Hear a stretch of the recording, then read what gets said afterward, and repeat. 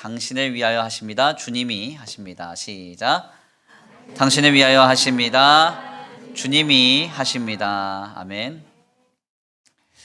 오늘도 우리를 위하여 일하실 주님의 은혜와 역사가 우리에게 충만히 임하시기를 간절히 축원합니다.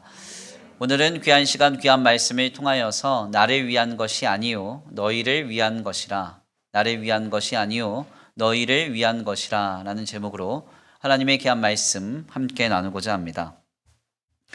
종교개혁자인 루터가 자신의 이발사이자 좋은 친구이기도 했던 페터라고 하는 사람에게 쓴 서신이 있습니다. 특별히 그 내용 중에서도 기도의 방법을 좀 교훈하는 그 내용이 굉장히 인상적인데요. 그는 이렇게 자기 자신과 온 세상을 위해 기도할 것을 페터에게 교훈했습니다. 그 기도문을 제가 잠깐 읽어드리겠습니다. 주님, 당신께서는 가정과 국가에 풍성한 은혜의 복을 넘치도록 부어주십니다. 우리가 부모를 공경하고 윗사람에게 순종하면서 경건하게 살아 이 복을 누리게 하소서. 대항할 힘을 주소서. 우리의 집과 토지가 평화 가운데 안전하길 기도합니다. 또한 기도하기는 나와 모든 이들이 얻을 유익과 누릴 번영이 주님께 바치는 찬양과 영광이 되게 하여 주소서. 주님 감사합니다. 우리가 가진 모든 것은 당신이 주신 선물입니다. 참 아름다운 기도문입니다.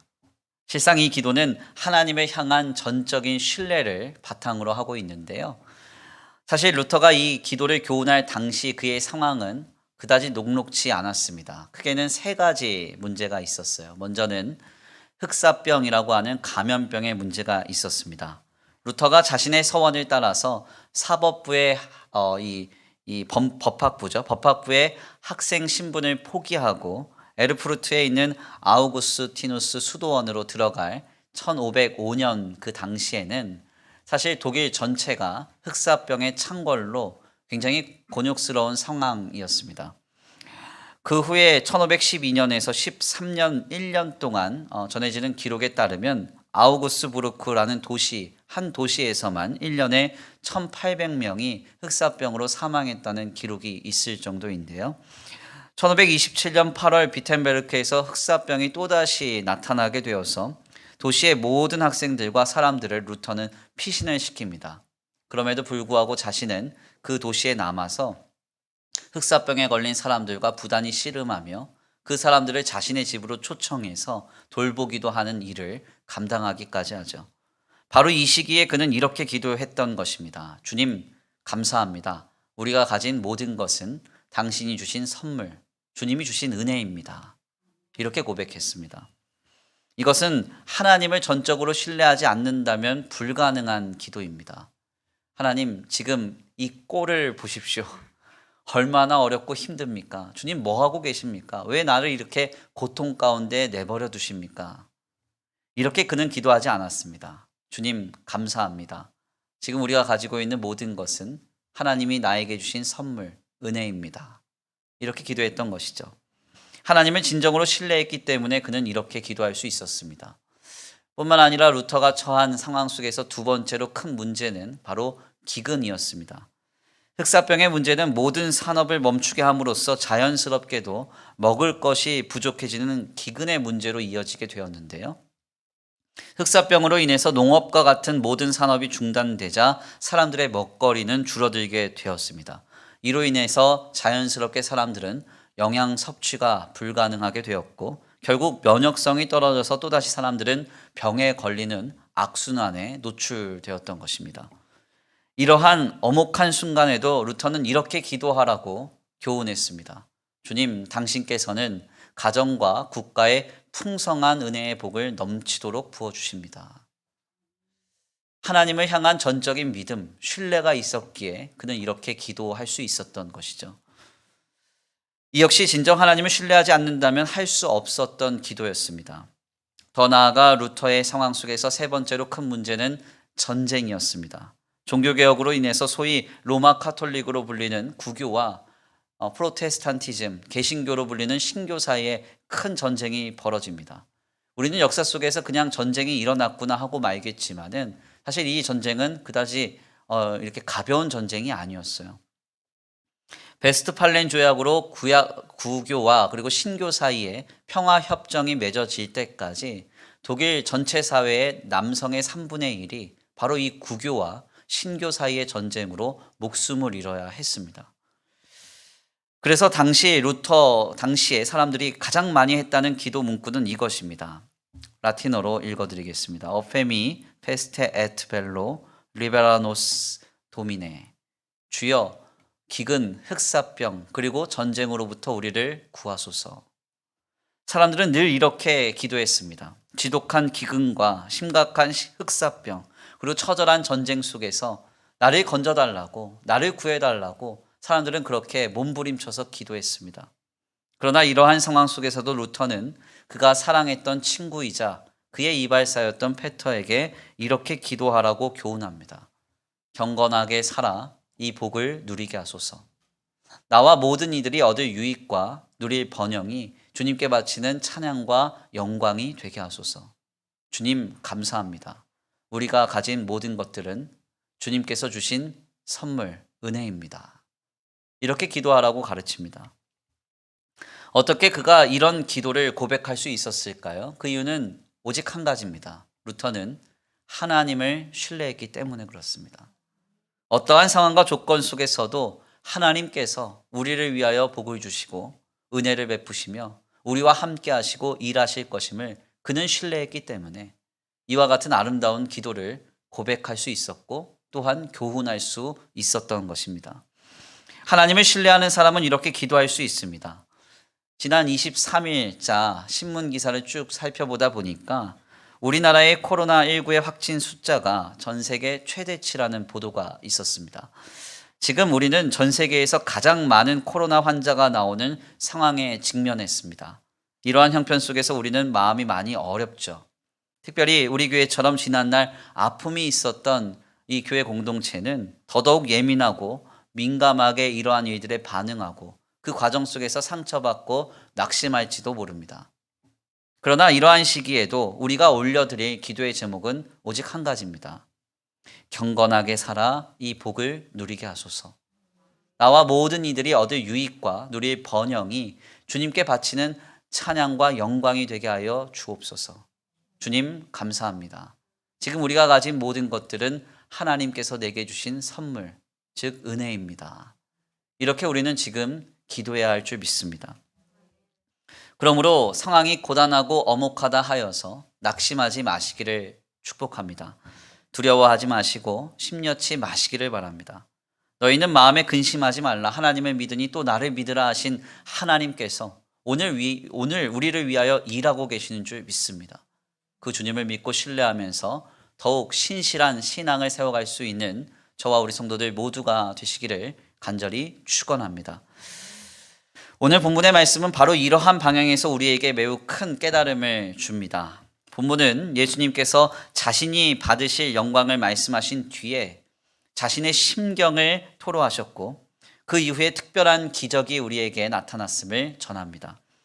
예수님께서 말씀하신 영광은 하나님의 택한 백성들을 위하여 자기 자신을 희생하는 희생의 영광이었습니다. 한 알의 밀알이 땅에 떨어져 죽음같이 죽어 열매 맺는 영광, 세상이 부러워하고 물질적으로 동경할 만한 그런 영광이 아니라 하나님의 택한 백성들을 살리는 희생의 영광이었습니다. 이는 인성을 갖고 이 땅에 오신 예수님마저도 감당하시기가 버거운 그런 어려운 일이었습니다. 그래서 우리 예수님은 이렇게 말씀하셨죠. 오늘 본문 말씀 27절에서 28절인데요. 우리 함께 다 같이 봉독해 올려드립니다. 27절에서 28절입니다. 시작. 지금 내 마음이 괴로우니 무슨 말을 하리요. 아버지여 나를 구원하여 이때를 면하게 하여 주옵소서. 그러나 내가 이를 위하여 이때에 왔나이다.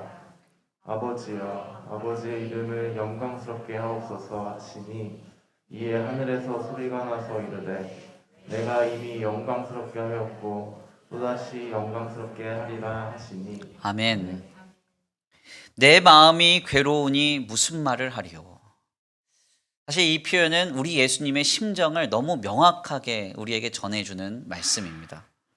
예수님은 자신이 감당할 그 희생의 영광을요 가볍게 쉽게 생각하시지 않았습니다.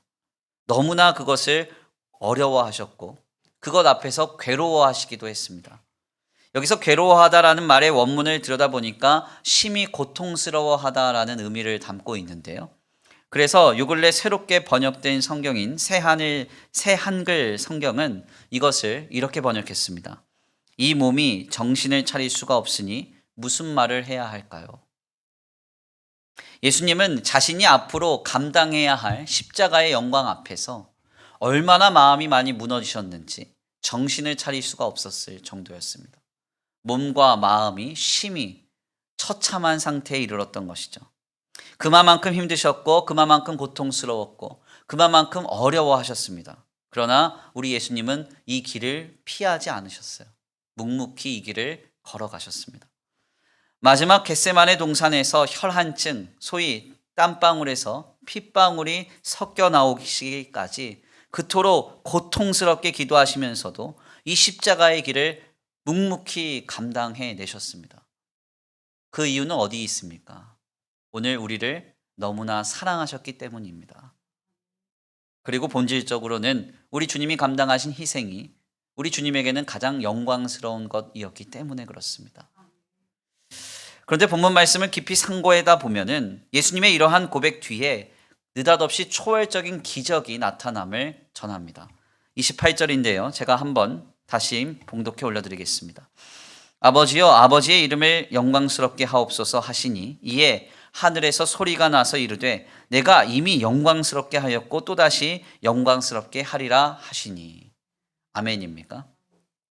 28절 말씀에 따르면 우리 예수님께서 자신이 감당한 희생의 영광, 그것에 대한 고통스러움을 처절하게 토로하시고 난 직후에 하늘에서는 우레와 같은 소리가 나타났다고 성경에서 말합니다. 이미 영광스럽게 하였고 또다시 영광스럽게 하리라. 이는 상당히 놀라운 일이었죠. 우리 예수님이 얼마나 고통스러워 하셨던지 우리 성부 하나님께서 이것을 그냥 두고 보지 못하시고 예수 그리스도를 향하여서 친히 역사하신 기적이었습니다. 사람들은 이 현장 속에서 천둥이 울었다, 우레소리가 들렸다 이렇게도 표현하였고 어떤 이는 천사가 예수님께 말을 걸었다고 표현하기까지 했습니다. 놀라운 기적과 설명할 수 없는 현상이었죠. 그런데 바로 이 기적의 현장 속에서 우리 주님의 해석은 우리의 생각과 완전히 다릅니다. 29절에서 30절인데요. 우리 함께 다 같이 다시 한번 봉독해 올려드립니다. 29절에서 30절입니다. 함께 봉독합니다. 시작. 곁에 서서 들은 무리는 천둥이 울었다고도 하며 또 어떤 이들은 천사가 그에게 말하였다고도 하니 예수께서 대답하여 이르시되 이 소리가 난 것은 나를 위한 것이 아니요 너희를 위한 것이니라. 아멘. 하늘에서 우레소리가 막 들리고 천사가 와서 예수님께 말을 거는 것 같은 그런 기적의 현장, 과학적으로도 이성적으로도 설명될 수 없는 그 황홀경이 가득한 그 기적의 그 현장 속에서 우리 예수님은 그 기적을 경험하시면서 이렇게 말씀하십니다. 이 소리는 나를 위한 것이 아니요 너희를 위한 것이니라. 실상 이 말씀은 잘 이해가 되지 않는 것입니다. 분명 이전 말씀에 따르면 예수님은 자신이 감당해야 할 희생의 영광 앞에서 괴로워하셨어요. 그리고 하늘을 향해 간구까지 하셨습니다. 바로 이 처절한 외침에 우리 성부 하나님은 천상의 우레소리로 우리 성자 예수님을 향한 약속을 주셨죠. 그렇다면 이것은 누구를 위한 약속입니까? 누구를 위한 메시지이고 누구를 위한 기적인가요? 누가 뭐래도 다 예수님만을 위한 것 같습니다. 이미 영광스럽게 하였고 또다시 영광스럽게 하리라. 다 예수님을 위한 것처럼 보여요. 기적의 현장, 그 기적의 메시지, 다 예수님만을 위한 기적, 예수님만을 위한 메시지인 것처럼 보입니다. 그런데 바로 그 현장에서 우리 주님은 기적을 이렇게 해석하시죠. 이 소리가 난 것은 나를 위한 것이 아니요 너희를 위한 것이니라. 아멘입니까? 예수님은 처절한 고통의 순간에 하나님 아버지께서 베풀어 주신 기적의 현상과 기적의 메시지도 자신을 위한 것이 아니라고 말씀합니다. 이것은 너희를 위한 것이라고 분명하게 말씀하세요. 이는 오늘 우리에게 무엇을 교훈하고 있는 것일까요? 이것은요, 굉장히 중요한 진리인 기독 신앙의 기초를 우리에게 보여주는 것입니다. 예수님께서 이 땅에서 감당하신 모든 일, 기쁜 일이나 슬픈 일이나 치유나 기적이나 은혜나 십자가의 죽음과 부활과 승천에 이르기까지 그 모든 일은 하나님 자신을 위한 일이 아닙니다. 누구를 위한 일이에요? 네, 나를 위한 일이에요. 하나님의 택한 백성인 우리를 위한 역사라는 것이죠. 성경에서 나타난 하나님의 모든 역사는 하나님만을 위한 역사가 아닙니다. 하나님의 자녀된 우리를 위한 역사요, 우리를 위한 섭리요, 우리를 위한 통치임을 주님 말씀하고 계시는 것이죠. 우리는 본문을 이해하면서 표면적으로밖에는 보지 못할 때가 많습니다. 성자 예수님이 십자가의 영광 앞에서 마음이 괴로워하셨고 이것을 성부 하나님이 위로하셨다, 이렇게만 보려고 하는 것입니다. 눈앞에서 벌어진 이 기적이 예수님만을 위한 역사라고 이해하고 싶은 것이죠. 그러나 깊이 들여다보면 그렇지 않습니다. 하늘에서 울려진 이 놀라운 기적의 메시지와 이 기적의 현상은 예수님을 위한 것이 아닙니다. 우리를 위한 것입니다. 하나님의 놀라운 택한 백성들, 예수님의 주변에 있었던 주님을 따르던 사람들을 위한 역사였다는 거예요. 이 놀라운 기적의 체험은 예수님 주변에 있는 사람들에게 잊혀지지 않았습니다. 그리고 먼 훗날 예수 그리스도께서 죽으시고 부활하사 승천하신 뒤에 그들에게 마치 모든 것이 퍼즐처럼 다 이해가 되는 역사로 이어집니다. 그리고 영원한 하나님의 말씀으로 오늘 우리에게까지 전해져서 하나님의 안에 있는 그 놀라운 구속의 역사가 얼마나 아름답고 얼마나 신묘하며 얼마나 경탄할 만한 것인지를 우리에게 깨닫게 하는 것이죠. 그래서 본문을 두고 어떤 신학자는 이렇게 주의합니다. 제가 한번 읽어드리겠습니다. 이 하늘의 소리와 그 소리가 말한 것은 예수에게보다 무리에게 더 중요하다. 이 하늘의 소리는 예수 그리스도를 통한 하나님의 구원이 눈앞에 다가왔다는 사실을 알려주기 때문이다. 아멘입니까? 예수님께서 마음이 괴로우셔서 그 처절하게 몸부림치셨던 그 순간에 하늘에서 울려진 그 기적과 같은 음성과 그 현장도, 그 기적의 놀라운 사건도 예수님만을 위한 것이 아니었습니다. 누구를 위한 것입니까? 주님을 따르던 사람들을 위한 거예요. 즉 나를 위한 하나님의 역사입니다. 이는 오늘 우리에게 매우 중요한 신앙의 인사이트를 줍니다. 우리는 종종 하나님을 오해할 때가 많아요. 하나님을 오해하는 사람들의 대표적인 질문은 이와 같습니다. 하나님, 대체 무엇을 원하십니까? 주님, 대체 무엇을 이루시려고 이렇게 하십니까? 코로나와 같은 상황 속에서 애매하고 해석이 되지 않는 인생의 고통의 문제 앞에서 우리는 늘 하나님을 향하여 이렇게 오해하여 질문하는 것이죠. 하나님, 대체 무엇을 이루시려고? 하나님 보시기에 합당한 것이 무엇이기에? 하나님이 원하시는 것은 무엇이기에 내게 이런 것 경험하게 하십니까? 이렇게 질문합니다. 그러나 우리가 오해할 때마다 우리에게 전해지는 주님의 답변은 한결같습니다. 이 소리가 난 것은 나를 위한 것이 아니요 너희를 위한 것이니라. 아멘입니까? 우리는 늘 하나님께서 하나님을 위하여 무엇인가를 이루시고자 오늘과 같은 많은 상황과 형편을 우리에게 경험케 하신다고 생각합니다. 그렇지만 주님은 그렇게 말씀하시지 않아요. 이 소리가 난 것은 나를 위한 것이 아니요 너희를 위한 것이니라. 하나님 자신을 위하여 우리에게 이렇게 역사하시는 것이 아닙니다.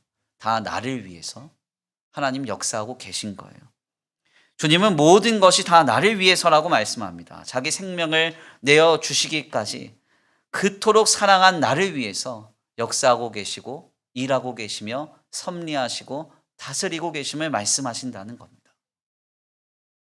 제가 어린 시절에 우리 어머님께 훈계를 받으면서 가장 많이 들었던 말은 이 말입니다. 이게 엄마 좋으라고 하는 줄 알아? 다 너 좋으라고 하는 거야. 제가 이런 말 많이 들었습니다. 어린 시절에는 이 말 하나도 이해 못했어요. 괜히 저러시는 것 같았어요. 힘들고 어려운 거 다 피해주면 얼마나 좋아요. 근데 굳이 그렇게 하라고 하는 이유, 하고 싶지 않은 거 하라고 하는 이유, 나 좋으라고 하는데 가만 보면 엄마 좋으라고 하는 것 같아요. 오해했어요. 그런데 부모가 돼 보니까 저도 똑같이 말하고 있어요. 이게 아빠 좋으라고 하는 줄 알아? 시온이 너 좋으라고 하는 거야. 영광이 너 좋으라고 하는 거야. 저도 그렇게 똑같이 말하고 있습니다. 우리가 미성숙할 때는 우리에게 경험되는 엄혹한 상황들이 다 나를 위한 것이 아닌 것처럼 생각이 됩니다. 그러나 지나고 나면 어떻게 됩니까? 그 모든 상황은 나를 유익해 하는 상황이었다는 것을 우리는 고백하게 되죠. 성숙하게 됐을 때 우리는 이해하게 되는 것입니다. 왜 그런 상황이, 왜 그런 현장이, 왜 그런 일이 우리에게 경험됐어야 했는지 깨닫게 되는 것이죠. 어느 권사님의 인상적인 고백을 잊지 못합니다. 그분이 이렇게 고백하시더라고요. 목사님, 저는 일평생 남편을 바꾸려고 했습니다. 그런데 지나고 보니 하나님은 남편을 통해 나를 바꾸셨습니다.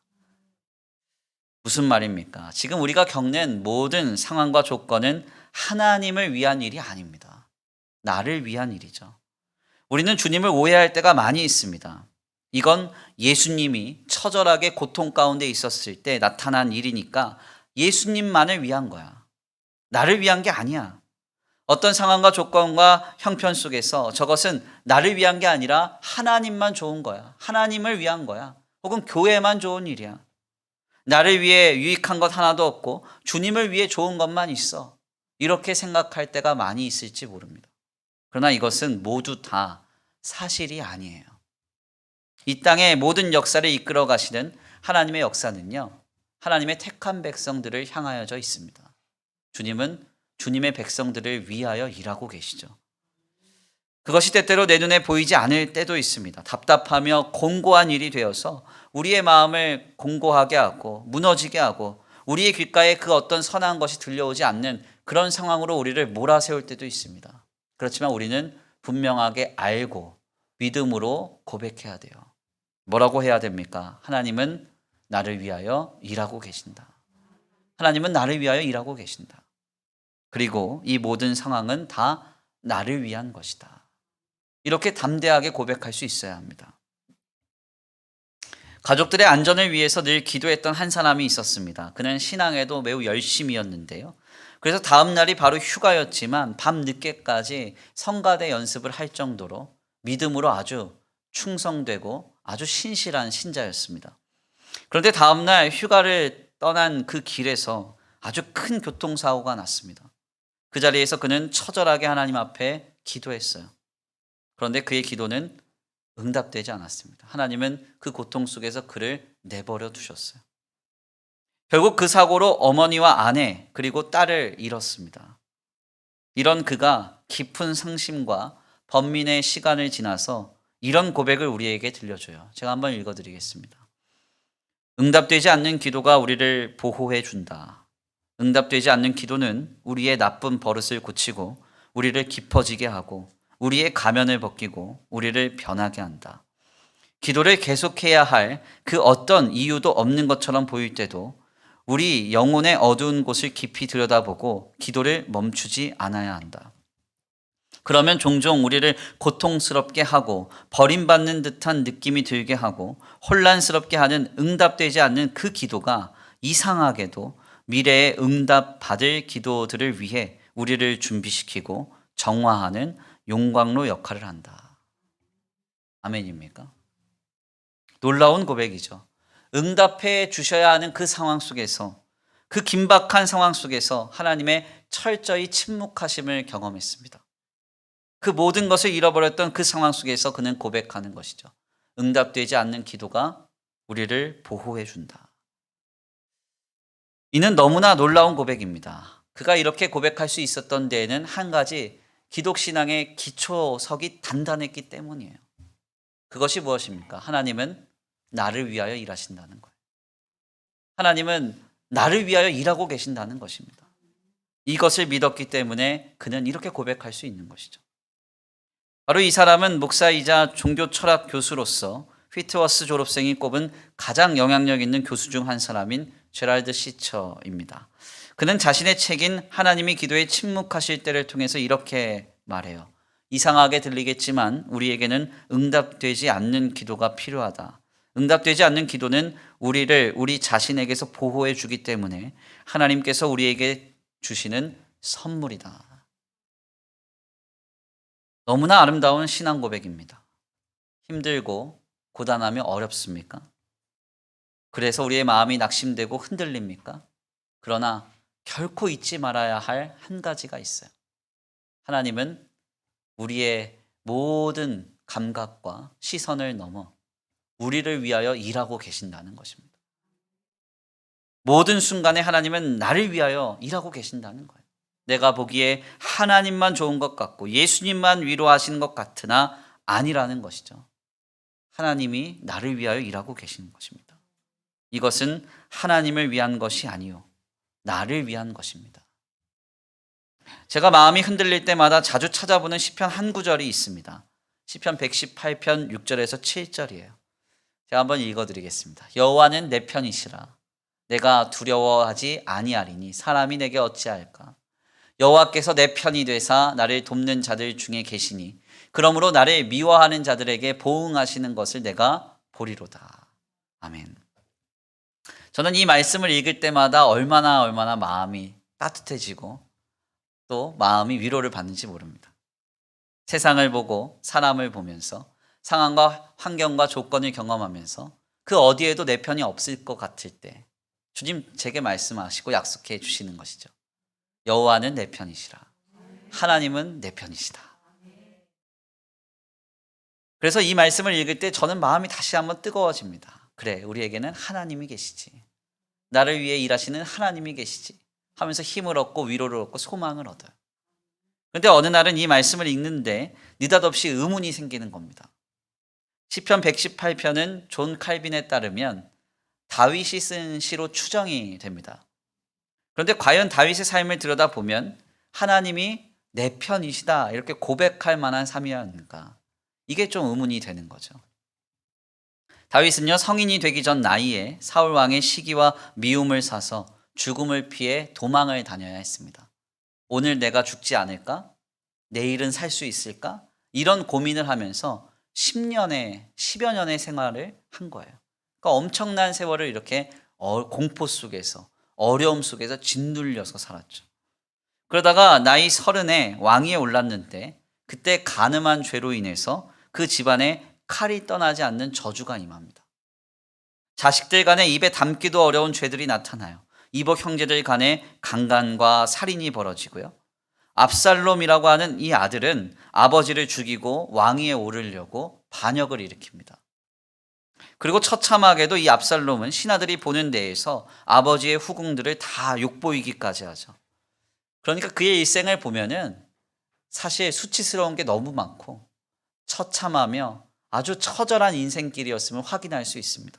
하나의 사건만 있어도 고단할 텐데 이거는 말할 수 없는 어려움, 고통이 계속 연이어지는 삶이었어요. 바로 이런 인생에서 다윗과 같이 고백할 수 있을까요? 하나님은 내 편이시다. 하나님은 내 편이시다. 사실 이렇게 고백하기가 많이 어렵습니다. 그런데 다윗은 이렇게 고백하고 있어요. 그렇다면 그는 어떻게 이런 고백을 할 수 있었던 것인가? 특별히 존 칼빈은 이 다윗의 시를 주해하면서 이런 해석을 우리에게 전해집니다. 제가 한번 읽어드릴게요. 다윗은 자신을 본받아 성도들에게 환난의 날에도 연약해지지 말아야 할 것을 보여준다.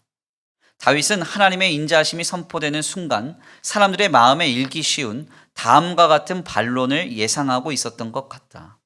하나님은 어찌해서 자기 종들의 극심한 압제와 고통을 당하도록 허락하시는가?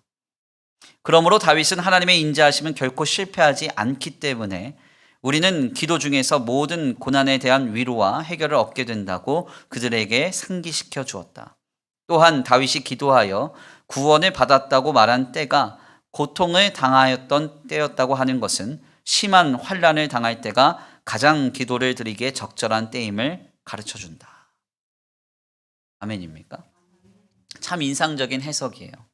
칼빈이 이렇게 말하죠. 하나님의 인자하심은 결코 실패하지 않기 때문에 환난 날에도 연약해지지 말아야 할 것을 다윗이 말하고 있다는 겁니다. 우리는 힘들고 어려운 나날들 속에서 의심하게 되죠. 하나님이 어찌 이런 고통과 어려움을 내게 허락하셨는가? 주님이 원하시는 것은 과연 무엇인가? 그러나 칼빈은 아주 이렇게 분명하게 우리에게 말하는 겁니다. 하나님의 인자하심은 결코 실패하지 않는다. 한 줄로 정리하면 이와 같습니다. 어떠한 상황 속에서도 하나님은 나를 위해 일하심을 잊지 말아야 한다는 것이죠. 하나님은 내 편, 하나님은 영원한 내 편이시라는 것입니다. 우리는 지금 모두 어려운 상황을 지내고 있습니다. 이때에도 우리는 담대하게 고백해야 돼요. 이 모든 것은 우리를 위한 것입니다. 아멘입니까? 코로나19의 이 고통스러운 상황 속에서 하나님은 뭔가 하나님만을 위한 일을 하고 계신 게 아닙니다. 우리를 위하여 일하고 계십니다. 우리의 삶의 애매한 고통과 고난의 문제도 하나님께서 주님만을 위한 일을 하고 계신 게 아닙니다. 하나님은 나를 위하여 일하고 계세요. 때때로는 기적이나 어떤 경탄할 만한 기쁨도 주님을 위한 일이 아니라 나를 위하여 하나님은 일하고 계십니다. 그러므로 지금 우리가 이렇게 선포할 수 있어야 돼요. 하나님은 내 편이시다. 하나님은 나를 위하여 일하고 계신다. 담대하게 고백하시기를 바랍니다. 이 선포가 회복되기를 간절히 축원합니다. 바로 이 아름다운 고백을 통하여서 우리는 우리의 삶에 이미 일하고 계시는 주님을 보게 될 줄 믿습니다. 그 놀라운 역사의 주인공 되시기를 간절히 축원합니다. 말씀의 결론을 맺겠습니다. 우리는 오늘 본문 말씀을 통하여서 처참한 심정을 붙들고 계신 예수님께 천상의 메시지가 들려옴을 발견합니다. 겉으로만 보면 이것은 예수님을 위로하시기 위한 성부 하나님의 기적과 같은 역사라고 생각하게 됩니다. 그러나 우리 예수님은 매우 분명하게 말씀하시죠. 이 소리가 난 것은 나를 위한 것이 아니요 너희를 위한 것이니라. 아멘입니까? 우리 예수님은 자신의 마음이 처절하게 무너진 그 순간에 일어난 기적도 나를 위한 것이 아니라고 말했습니다. 오늘 우리를 위한 것이라고. 하나님의 택한 백성들을 위한 것이라고 말씀하고 계세요. 그렇습니다. 우리 살아가는 이 삶의 모든 현장 속에서 하나님이 일하시는 섭리와 그리고 역사와 모든 통치는 다 나를 향하고 있습니다. 하나님의 택한 백성 그 한 영혼, 한 생명을 위하여 주님은 일하고 계신 줄 믿습니다. 하나님은 하나님 자신을 위하여 일하시는 분이 아니에요. 하나님은 그 존재가 완전하시고 그 존재 자체가 영광이시기 때문에 그분을 위하여 일하실 필요가 없습니다. 하나님이 오늘의 삶 속에서 역사하시며 통치하시는 이유는 오직 한 가지입니다. 자신의 생명을 내어주시기까지 사랑한 그 택한 백성들을 살리시기 위해서, 즉 모든 것은 나를 위한 하나님의 역사임을 우리는 잊지 말아야 할 것입니다. 삶이 고단할수록 하나님을 오해할 때가 많이 있습니다. 소위 하나님은 저 멀리 하늘 보좌에서 멀리 떨어져서 우리의 삶을 방관하시고 주님 자신만을 위한 역사를 이루어 가시는 것처럼 주님을 오해할 때가 있습니다. 그렇지만 이것은 결코 사실이 아닙니다. 예수 그리스도께서 심령이 상하여 무너지는 그 현장 속에 나타난 기적도 예수님을 위한 것이 아니었습니다. 이것은 나를 위한 것이었어요. 우리는 이 놀라운 사실을 결코 잊지 말아야 합니다. 하나님은 지금도 나를 위하여 일하고 계십니다. 곤고한 상황과 조건 속에서도 나를 위하여 일하고 계십니다. 애매한 조건과 애매한 고통, 해석되지 않는 상황도 주님은 나를 위하여 일하고 계십니다. 우리는 이 주님을 향한 신뢰를 결코 놓치지 말아야 합니다. 우리 다 같이 한번 믿음으로 고백하겠습니다. 하나님은 내 편이십니다. 그 주님이 일하고 계십니다. 시작. 하나님은 내 편이십니다. 그 주님이 일하고 계십니다. 아멘. 우리가 고백할 때 주님이 막 힘이 나셔야 되는데 이렇게 고백하면 얘 뭐하지 이래서요. 다시 믿음으로 신나게 하나님 앞에 기쁨으로 고백합니다. 하나님은 내 편이십니다. 그 주님이 일하고 계십니다. 시작. 하나님은 내 편이십니다. 그 주님이 일하고 계십니다. 아멘. 우리가 지금 경험하는 모든 순간은 다 나를 위한 것입니다. 내 편이신 하나님께서 우리를 위하여 일하실 줄 믿습니다. 그 주님을 향한 믿음으로 승리하시길 간절히 축원합니다. 우리 이 시간 귀한 말씀 붙들고 함께 기도하겠습니다. 찬양으로 고백하시고 고백하시면서 다시 한번 결단하겠는데요. 주 나를 광야로 이끄실 때 기쁨으로 나아갑니다. 사망의 음침한 골짜기도 두렵지 않습니다. 나의 목자 되시며 내 편이신 하나님께서 나와 항상 함께 하시고 일하시기 때문입니다. 우리 다 같이 찬양으로 고백하신 뒤에 말씀 붙들고 바로 이 주님을 향한 신뢰를 잊지 않게 하여 주옵소서. 주님을 향한 더 굳건한 믿음으로 주님을 신앙하면서 경건하게 살아 이 고단한 나날들을 믿음으로 이기게 하여 주옵소서. 결단하시면서 말씀 붙들고 기도하겠습니다. 찬양으로 결단합니다.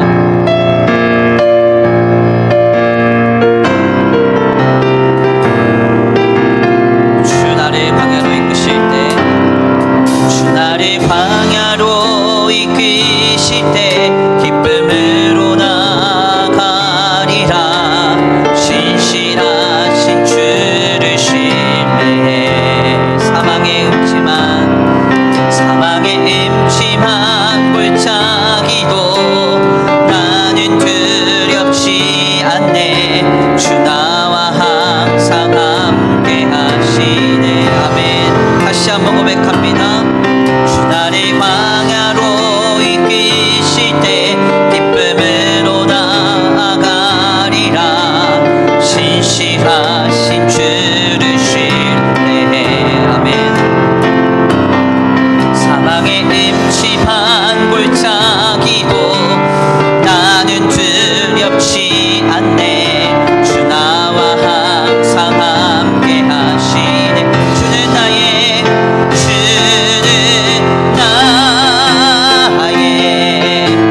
모든 필요. 주가 나의 푸른 초장 대신에 주님 안에 나 거하리. 그곳이 내가 숨쉬는 곳. 다시 한번 고백합니다. 주 나를 광야로 이끄실 때 기쁨으로 나아가리라.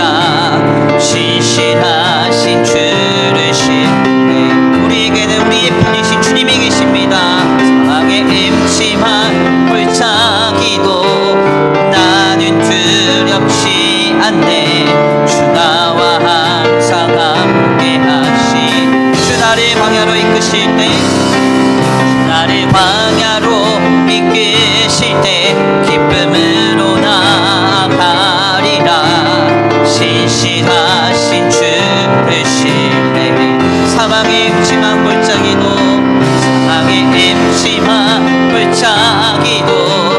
나는 두렵지 않네. 주 나와 항상 함께 하나님께서 나를 위하여 일하십니다.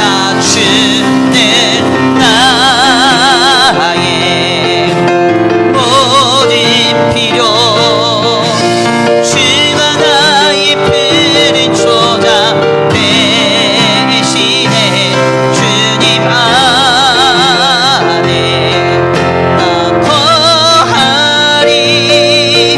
그곳이 내가 숨쉬. 주는 나의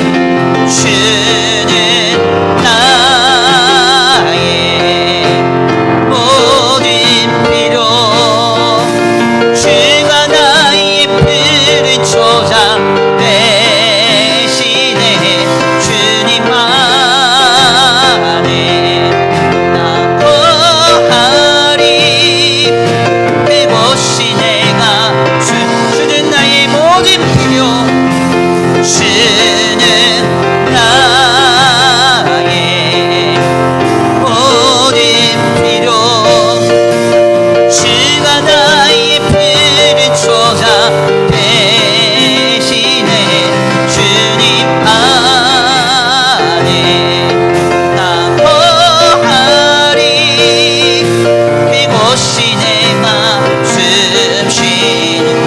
아멘. 우리 이 시간 함께 기도하기 원합니다. 하나님, 그렇습니다. 내 눈으로 보기에 선한 것이 하나도 없고, 아버지, 우리가 귀로 듣고 감각하기에 하나님 실망하며 낙심할 만한 모든 상황 속에서도 내 편이신 하나님께서 나를 위하여 일하고 계신 줄 믿습니다.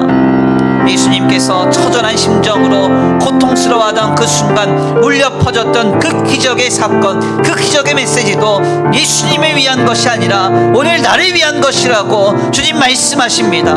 하나님, 나를 위하여 일하시는 하나님, 아버지, 지금도 쉬지도 않고 졸지도 않으시고 나를 위하여 역사하고 계시는 그 하나님을 믿고 바라며 온전히 신앙할 수 있도록 주님, 우리의 마음과 생각을 지켜보아여 주옵소서. 곤고한 나라들이 지날수록 주님을 향한 신뢰와 믿음이 더하게 하여 주옵소서. 우리 다 같이 결단하시며 소원하시면서 다 같이 주여 한번 부르시고 말씀 붙들고 기도 올려드립니다. 주여,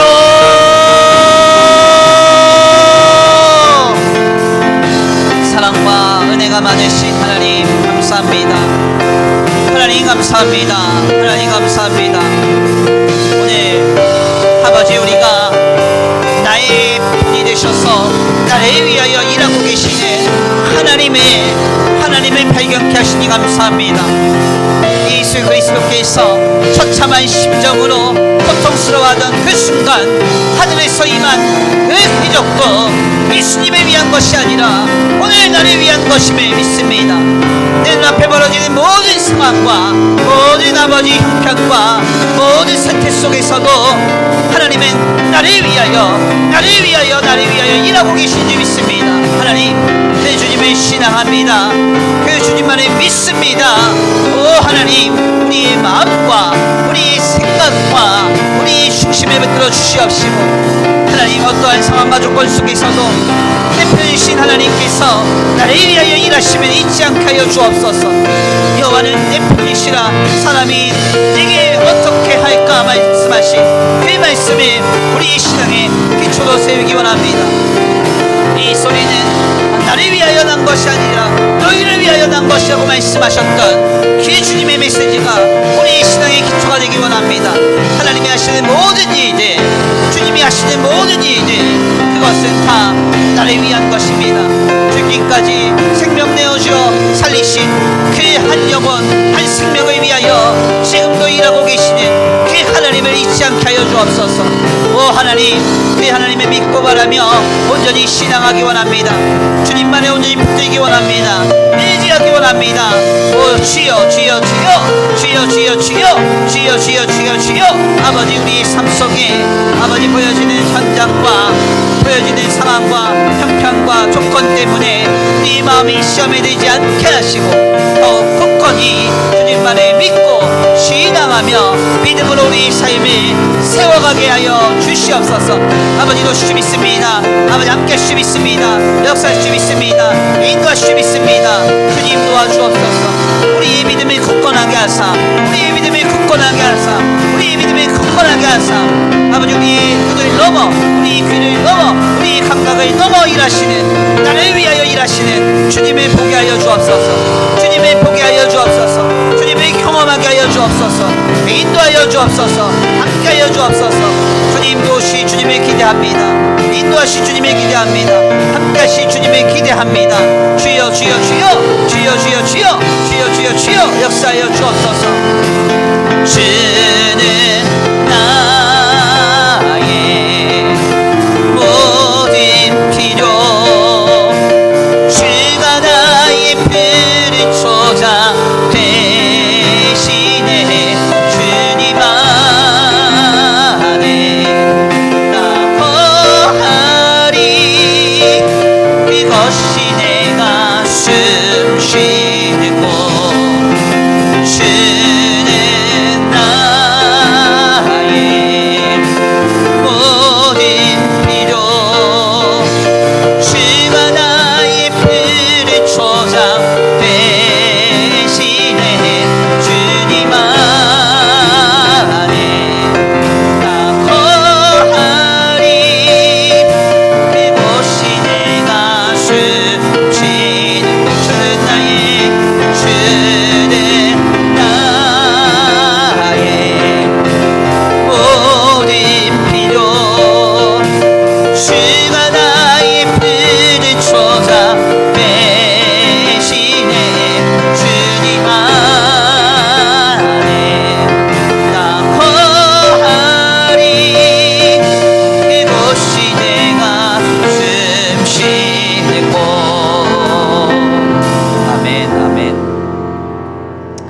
하나님 감사합니다. 오늘 귀한 시간, 귀한 자리로 주님 인도하여 주셔서 하나님의 귀한 말씀 상고케 하시니 감사합니다.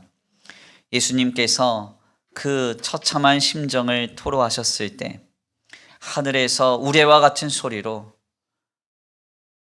하나님의 거룩한 메시지가 들려졌던 이 기적이 우리 예수님은 자신을 위한 것이 아니요 너희를 위한 것이라고 말씀하고 계십니다. 하나님 그렇습니다. 예수 그리스도를 통하여 우리를 구원하신 하나님께서 지금 이 땅 가운데 하시는 모든 일들은 하나님을 위한 것이 아니라 우리를 위한 것입니다.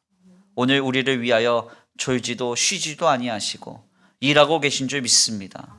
우리는 눈앞에서 벌어지는 상황과 조건 속에 우리의 마음이 심히 낙담하여 하나님을 위해서 뭐 하고 계시냐고, 주님 안에서 주님 원하시는 것이 무엇이기에 이토록 곤고한 날들을 경험케 하시느냐고 반문할 때가 많으나 우리 주님은 그때에도 분명하게 말씀하십니다.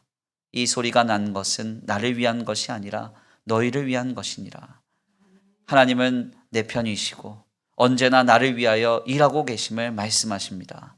주님, 이 말씀을 마음에 깊이 새기며 우리의 삶의 기초석을 삼도록 주님 붙들어 주시옵소서. 어떠한 상황과 조건 속에서도 나를 위해서 일하고 계시는 주님을 보게 하시고 모든 것은 다 나를 위한 것이요 하나님은 내 편이시라고 고백하면서 믿음을 세워갈 수 있는 우리의 신앙이 되도록 주님 역사하여 주시옵소서. 이 시간 귀한 예배 가운데 나와 주님 앞에 예배하고 돌아가는 발걸음 주님 축복하여 주시옵시되 간절히 원하옵기는 한 주간의 삶을 주님 앞에 의탁하오니 아버지, 우리가 어디에 있든지 눈과 같이 지켜 보호하시고 우리의 영과 육과 혼에 그 어떤 악한 것도 결단코 틈타지 않도록 주님 복내려 주시옵소서. 아버지, 특별히 아버지 이 시간 주님 앞에 귀한 예물 올려드립니다. 이 예물이 쓰여지는 곳곳마다 영혼과 생명이 살아나게 하시고 하나님의 나라와 주님의 복음을 위하여 쓰임받는 거룩한 예물 되게 하여 주시옵시되 드려진 손길 위에 복의 복을 더하사 하늘의 신령한 복과 땅의 기름진 복으로 차고 흔들어 넘치도록 이들의 가정과 생업 위에 공급하여 주시옵소서. 도우실 줄 믿고 감사함을 올려드리오며 사랑과 은혜가 많으신 우리 구주 예수 그리스도의 이름으로 감사하며 기도 올려드립니다. 아멘.